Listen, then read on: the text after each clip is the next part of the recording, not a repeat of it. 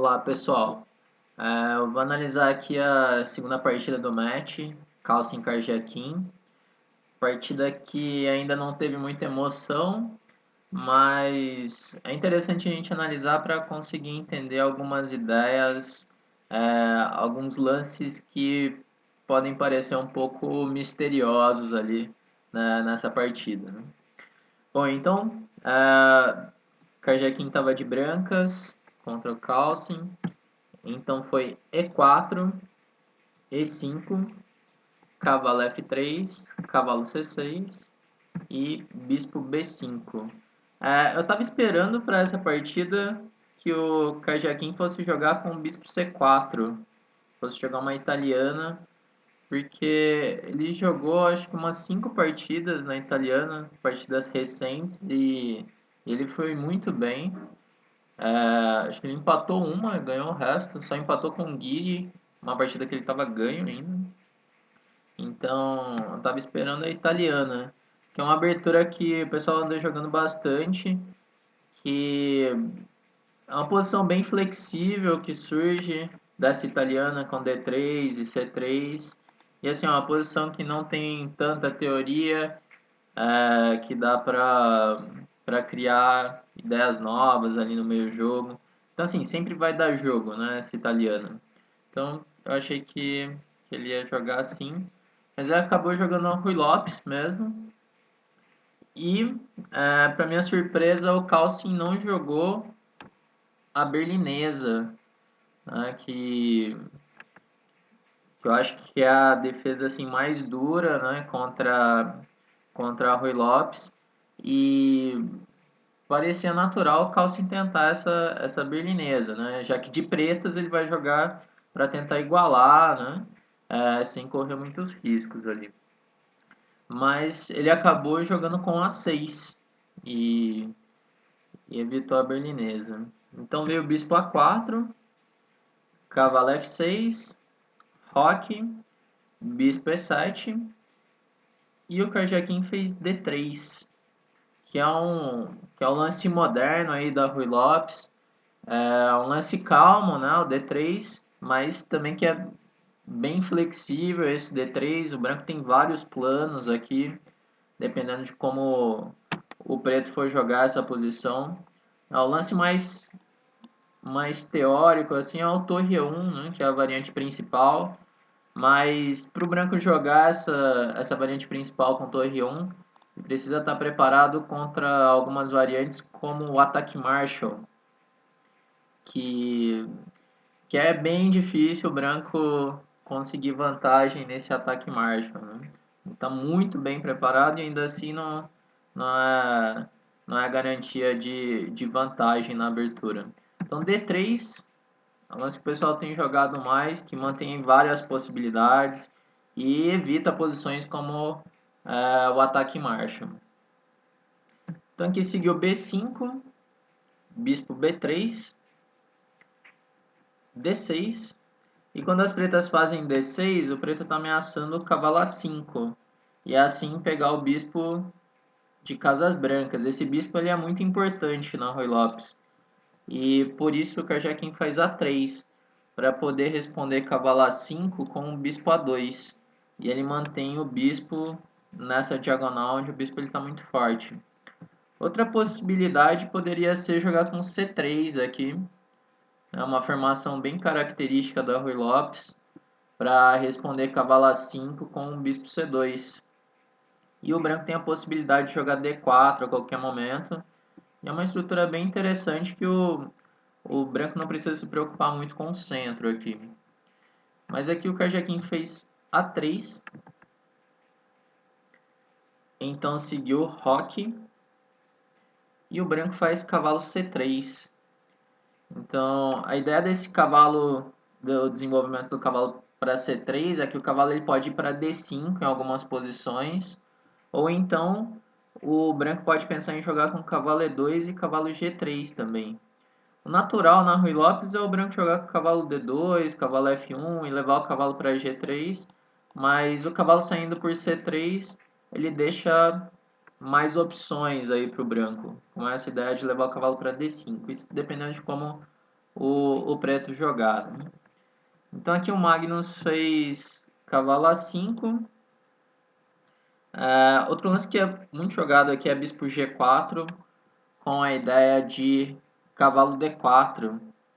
E normalmente aqui o branco sai com bispo E3, então cavalo D4, bispo D4, E por D4, cavalo D5, e quando o cavalo D7, H3. Essa é uma posição que tem muitas partidas, por exemplo, C6, cavalo E7, dama E7. É uma posição que eu gosto do branco aqui, eu acho bem interessante para o branco essa posição, que o bispo ele fica muito forte nessa diagonal e o branco pode preparar um F4 com ideia de E5, F5, colocar a dama em F2, a dama fica incomodando esse peão de D4. Não é tão simples jogar de pretas essa posição, é uma posição que eu acho bem interessante para o branco aqui. Mas aqui o Carlsen jogou com cavalo A5, que é bem natural, bispo A2, e aqui ele faz bispo E6. C5 também é um lance bem natural nessa posição, típico da Ruy Lopes. Mas aqui ele fez bispo E6, ele já quer trocar esse forte bispo, que é o bispo de A2, controla a casa D5 também. Bom, e aqui o branco tem várias opções, essa posição já foi jogada algumas vezes. Por exemplo, B4 é um lance interessante aqui. Teve uma partida do Caruana com o Aronian, que o Caruana faz uma novidade, que é um cavalo A2, cavalo C1, que é bem interessante. Bispo E6 é possível também, que leva para uma estrutura que é um pouco difícil de entender, porque depois que joga bispo por E6, esses peões dobrados aqui, eles controlam o centro e abrir a coluna F também. O problema é que a estrutura de peões das pretas não é muito flexível. Fica difícil o preto jogar com D5, porque sempre que faz D5, o peão de E5 ele pode ficar fraco. Então, o preto ele deve manter essa estrutura de peões assim, porque os peões, enquanto eles estão ali parados, eles controlam casas centrais importantes, né? Mas quando começa a mexer muito, esses peões podem ficar fracos, né? E bispo G5 já foi jogado também, mas aqui o Kajakin jogou com D4. Então, seguiu o bispo por A2 e torre por A2. E assim, a torre fica um pouco estranha em A2, né? A torre vai acabar tendo que voltar para A1. Não é muito natural essa casa para a torre, mas o D4 o branco começa a abrir a posição, né? Começa a lutar ali pelo centro. E aqui depois de torre por A2, o Carlsen fez torre E8. E essa posição o Carlsen já tinha jogado uma partida com Topalov, mas ao invés de jogar com torre E8, ele jogou com cavalo C6. Então esse lance aqui já foi uma novidade aí nas partidas do Carlsen, né? Esse torre E8. E na verdade tem uma partida na base só com essa posição. Depois de torre E8, as brancas jogaram com dama D3. Então no próximo lance o Kajakin já faz uma novidade. Aqui com torre E8, o que o preto está querendo fazer? O preto ele quer controlar, defender E5, indiretamente a torre E8 defende E5, e ele pode pensar em puxar o bispo para F8 em algum momento, e a torre já começa a atacar o peão de E4. Né? Uma manobra bem típica na Ruy Lopes. E aqui o branco ele não pode tomar o peão de E5, porque, por exemplo, se D toma E5, D toma E5, e agora cavalo toma E5, então as pretas podem pensar em jogar aqui com o bispo D6. E quando voltar o cavalo já está caindo o peão de E4. Então o branco não consegue ganhar o peão mesmo. E se dama por D8 primeiro, torre de A por D8, cavalo por E5, bispo D6. E se por exemplo F4, bispo E5, FE5, agora cavalo G4, já tomando o peão de E5. Então, o branco não consegue nenhuma vantagem jogando D por E5. Né? Então, indiretamente, esse peão está defendido. E aqui o Kajakin fez torre A1. Esse lance é uma novidade.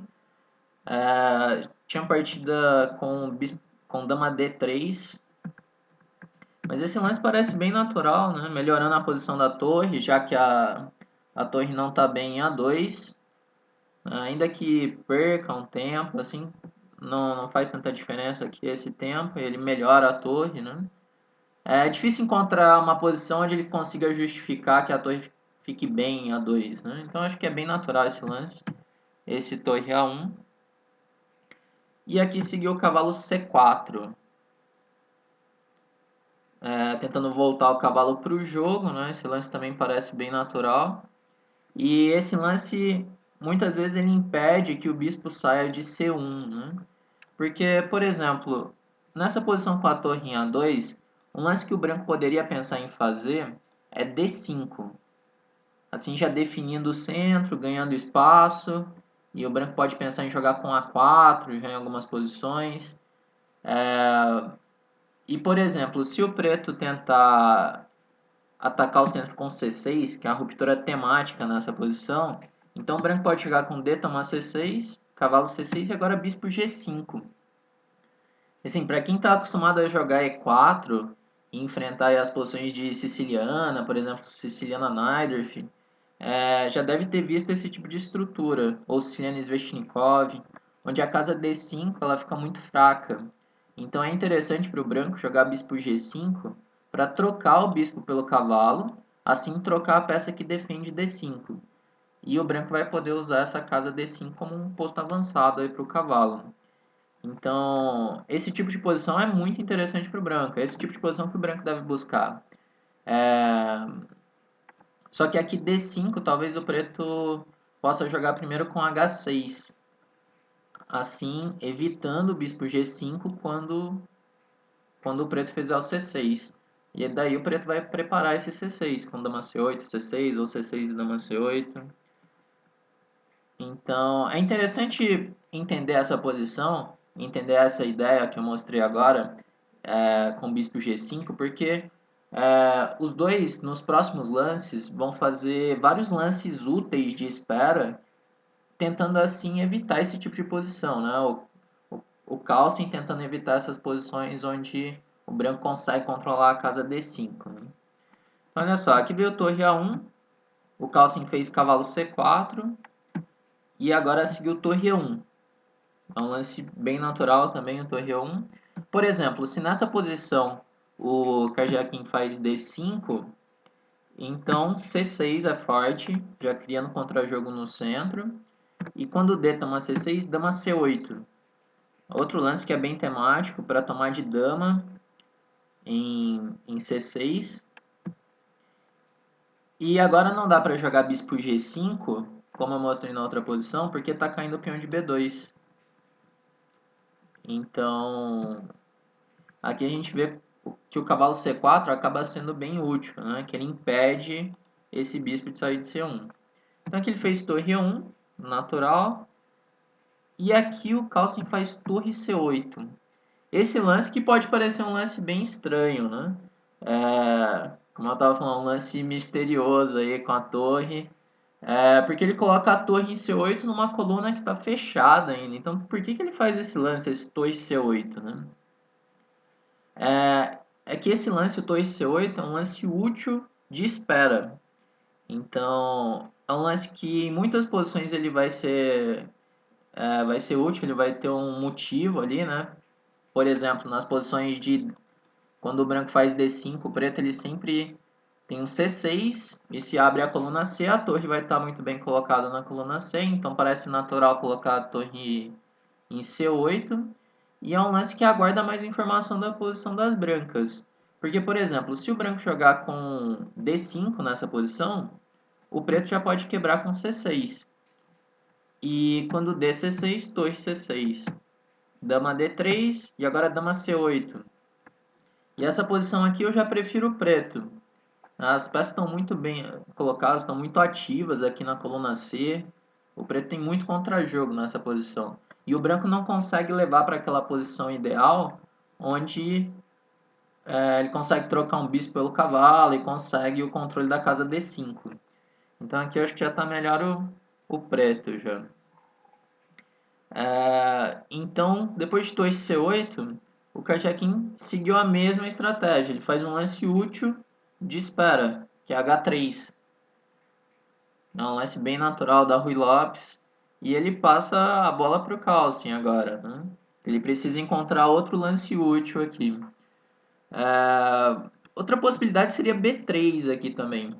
Por exemplo, cavalo B6 e agora A4. E quando B4, A5. E agora cavalo BD7. Essa posição segue bem complicada, mas pode ser uma ideia, porque o branco conseguiu jogar esse A4, A5, então tem posições que o peão de A6 pode ser fraco, peão de B4 também pode ser um problema às vezes. Então era uma tentativa interessante aqui para o branco. Mas ele fez aqui H3, então seguiu H6, outro lance útil, já evita o bispo G5 em algumas posições, né, porque na maioria das posições o branco pode tentar essa ideia do bispo G5 quando começar a abrir o centro, para lutar pela casa D5. Então H6 é um lance muito útil. Por exemplo, se D5 nessa posição, de novo C6, DC6, torre C6, e aqui o preto não tem nenhum problema nessa posição. De novo eu já gosto da posição das pretas. Então aqui fez B3, cavalo B6. Então, o cavalo está melhor em B6 do que em A5 já melhorou o cavalo. O cavalo controla a casa D5, que é uma casa importante. E aqui veio o bispo B2. Já que o bispo não tem mais uma casa boa para ir nessa diagonal, né? Não pode ir para a casa G5, ele vai para B2, pressionando o centro. Né? Em algumas posições o bispo pode atacar o peão de E5. Então seguiu aqui bispo F8. E aqui é uma posição bem crítica, porque o preto está resolvendo os problemas, né? O preto ele já está pronto para fazer um C5, por exemplo, e não precisa se preocupar com a casa D5. Então, essa posição que o branco deve buscar alguma maneira de tentar incomodar, tentar tirar alguma vantagem aqui, mas parece muito difícil encontrar uma posição que o branco vai ter vantagem aqui. Na partida o Kajakin fez D por E5, mas ele não conseguiu muita coisa também com D por E5. D5 nessa posição, que é um lance que o branco sempre tem que considerar, né? Para depois A4 e começar a atacar a da dama, também não está dando certo, porque o preto pode jogar com dama D7, seguido de C6. Por exemplo, dama E2 e C6 agora. Quando D toma C6, dama toma C6. De novo, está numa posição de uma siciliana, assim, uma posição típica de siciliana Najdorf, onde o preto não tem nenhum problema, né? E aqui eu acho que o preto já está melhor, inclusive. Né?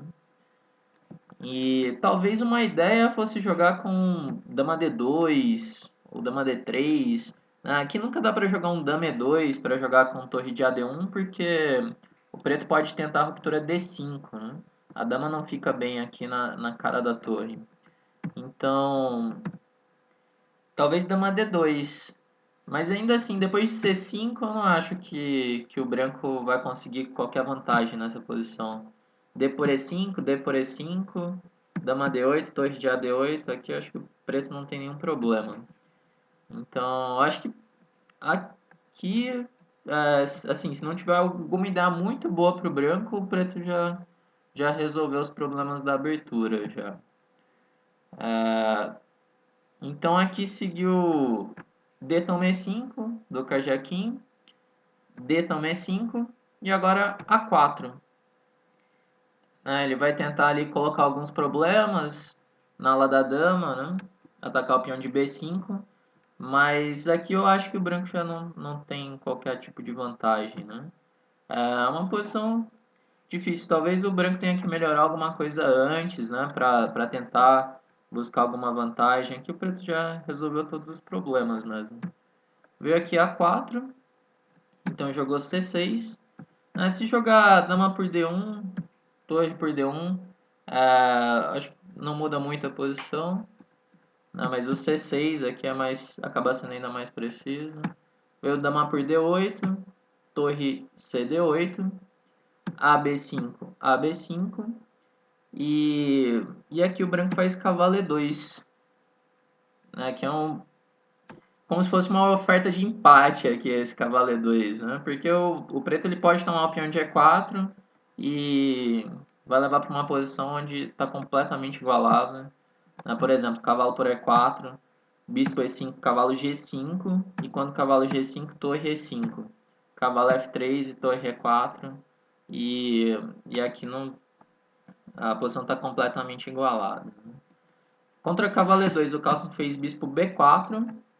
Então seguiu bispo C3, bispo por C3, cavalo por C3, cavalo BD7, torre A6, torre C8 e B4.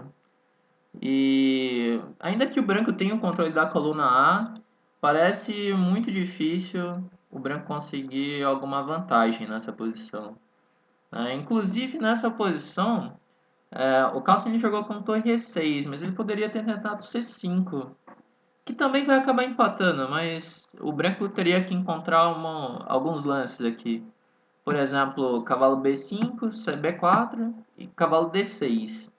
E quando torre E6, cavalo por C8, torre por A6 e agora a torre D1. E depois de G6 a posição está igual de novo, né? Só tem algumas complicações ali que precisa calcular, mas aqui de novo é uma posição de completa igualdade, né? Então, aqui jogou torre E6, veio torre B1, C5, torre por E6, F toma E6, cavalo B5. Bom, e aqui acaba trocando todas as peças, né? E depois de 2C1, RH2, aqui já tem uma repetição já, e a partida acabou empatando, né?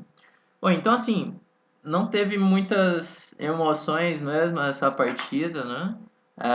O Kajakin não conseguiu colocar problemas aí pro Carlsen, de brancas.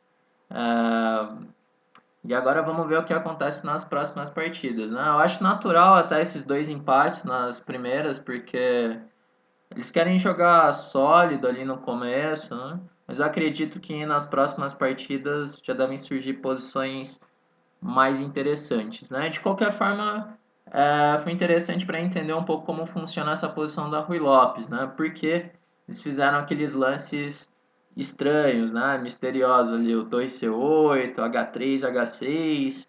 Agora já dá para entender melhor por que eles fizeram esse tipo de lance, né? Bom, então é isso, pessoal. Vamos aguardar agora a terceira rodada e a gente se vê no próximo.